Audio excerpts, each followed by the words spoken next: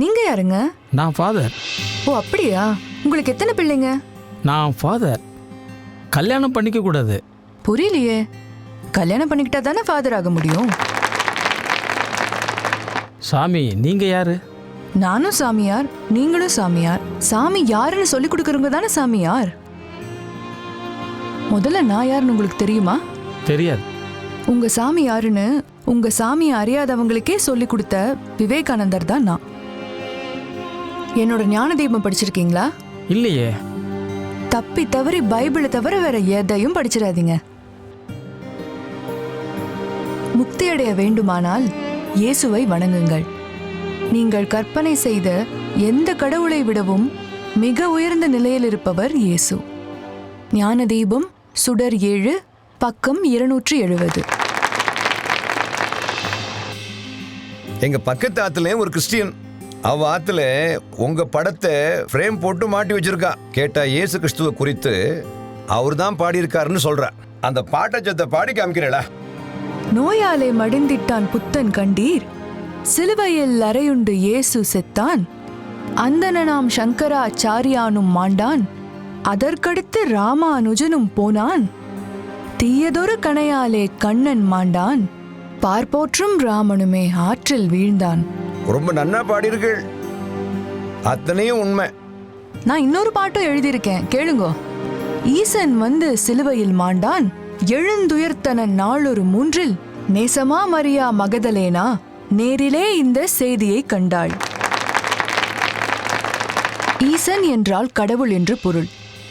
சிலுவையில் மாண்ட அவர் 3ஆம் நாள் உயிர்த்தெழுந்தார்.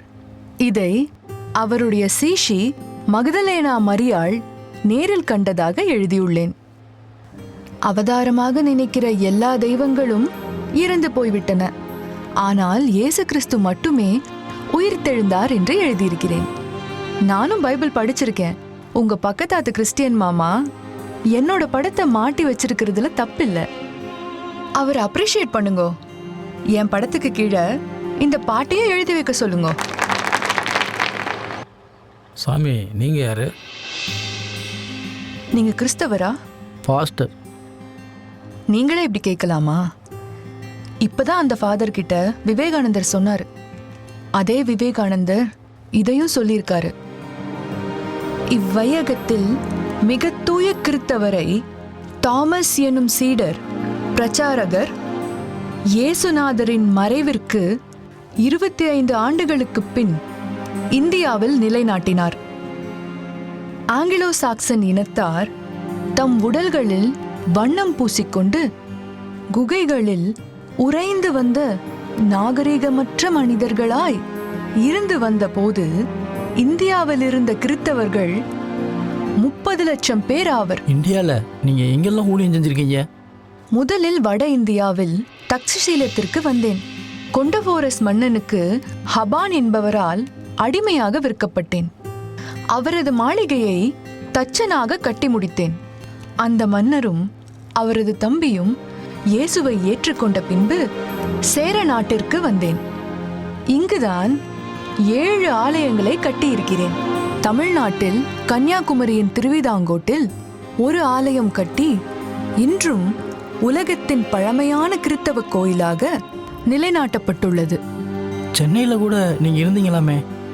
அதன் பின்பு சோழ மண்டலமான சென்னை மயிலையில் குடிபுகுந்தேன். அங்கு ஊழியம் செய்து கொண்டிருந்த பொழுது கிபி 72 என்னை கொலை செய்ய மதவெறியர்கள் துரத்த இன்று சைதையில் உள்ள சின்னமலையில் ஒளிந்து கொண்டேன். நான் பரங்கிமலை என்று அழைக்கப்படும் பெரிய மலைக்கு சென்று ஜபிக்கும் போது என் முதுகில் வேல் பாய்ந்து இரத்த சாட்சியாய் மரித்தேன். மயிலாப்பூர் சாந்தோம் தேவாலயத்தில் இன்றும் எனது கல்லறை உள்ளது. தீர்க்கதரிசி தனது சொந்த ஊரில் கனவீனம் அடைவான் என்று எனது ஆண்டவர் கிறிஸ்துவே தன்னை பற்றி சொன்னார். அதே நிலைமைதான் எனக்கும். கத்தோலிக்க ஆலயத்தில் எனது கல்லறையும் வாழ்ந்த வாழ்க்கையின் சாட்சியும் இருப்பதால் உங்களை போன்ற மதவாதிகளான பாஸ்டர்கள் அங்கு செல்லுவதும் இல்லை, யாரையும் சென்று பார்க்கச் சொல்லுவதும் இல்லை. இன்று இந்த பிரிவினைதான் கிறித்தவத்தின் வெட்கக்கேடு. கேரளாவில் உள்ள உங்களில் அநேகருக்கே நான் கட்டிய கோவில்கள் எங்குள்ளது என்று தெரியவில்லை. நானாவது உயிர்த்தெழுந்த கிறிஸ்துவை நேரில் காண சந்தேகப்பட்டேன்.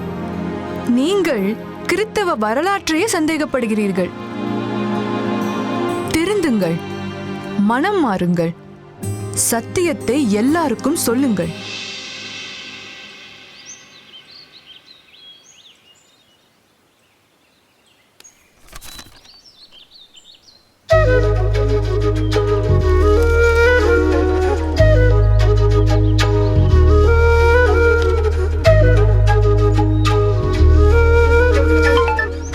ஹலோ, உங்கள் நோட்டீஸ் ஒன்று பார்த்தேங்க.